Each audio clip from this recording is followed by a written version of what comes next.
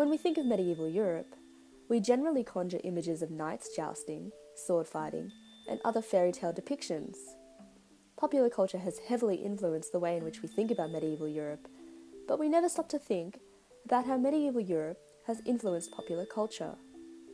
An object so simple that we never even think about, and has an origin dating back to the 14th century, is the labyrinth. The beautifully preserved pavement labyrinth in Chartres Cathedral in France was constructed during the 13th century. However, the exact date remains unknown, as there is no currently surviving documents that record this information. Various writers have published dates of around 1200 to 1235 AD. The labyrinth is 12.9 meters in diameter and fills the width of the nave, being built by around 270 limestone pavers. The pathway averages 34 centimeters with a 7.5 centimeter wall separating each path. The length of its weaving pathway to the center is 261.5 meters. It is popularly assumed that it symbolizes the long, tortuous path that pilgrims would have followed to visit this and other shrines and cathedrals during the medieval period. The entire premise of Geoffrey Chaucer's famous work, The Canterbury Tales, is a reflection of the pilgrimage of the Christian soul through the world's wilderness towards the celestial Jerusalem. This idea is at the very core of the Christian matrix.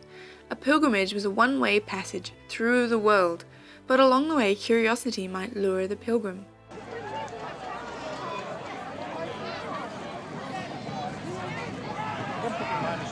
Here at St Ives, and we can see that the idea of the medieval labyrinth is still very much alive. We have some pilgrims currently pacing it out, even during the rain. Labyrinths are still very much used in popular fiction today. We've got things like Maze Runner, many films, many video games, and the idea of the labyrinth is still very much alive in today's culture. So the original Minoan labyrinth, which was only 7 seconds long and was continually going around in a circle like this, eventually developed into the Roman labyrinth. Now the Roman labyrinth was a similar design, but it had a cross in the middle, 4 equal circles which wound back and forth all the way around, 11 circles in all picture. And this kind of developed into the Middle Ages, and we have the medieval labyrinth, which is similar to the Roman design with this cross in the centre and the circles going in and out around, 1 entry, 1 exit. And yet it had 11 circles consistently going further out, so it enlarged in size and became more complicated and more intricate. The complex 11-circuit design of the Chartres labyrinth is an approved canonic arrangement repeatedly used from one end of Europe to the other. The circle is the primary form of the labyrinth, containing the 11 rings, the centre with its 6 petals, and the surrounding lunations. Since ancient times, the circle has been known as the most perfect geometric figure because it is the same at the beginning as at the end. This labyrinth originally during the medieval period was used primarily on manuscripts as an illumination around the edge, but later on we have it being developed into an actual pattern on the floor copying the Roman style, and this labyrinth was often used in cathedrals as decoration.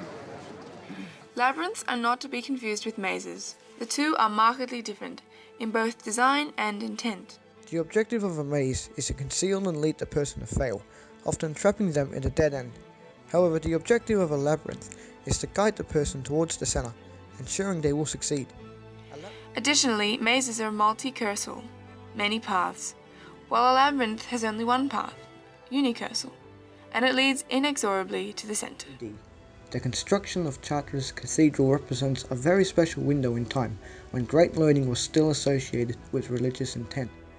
The complex alternating circuits of the labyrinth were seen as symbolic of this pilgrimage of life, and so the image of the labyrinth is seen to be remarkably like the form and structure of the Canterbury Tales.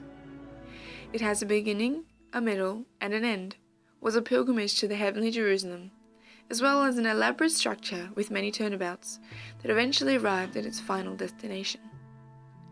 Chaucer's rhyming couplets and overall iambic pentameter create an illusion of a 2-step motion or steady walking. He evokes the image of a person travelling constantly, in this case, travelling on a pilgrimage.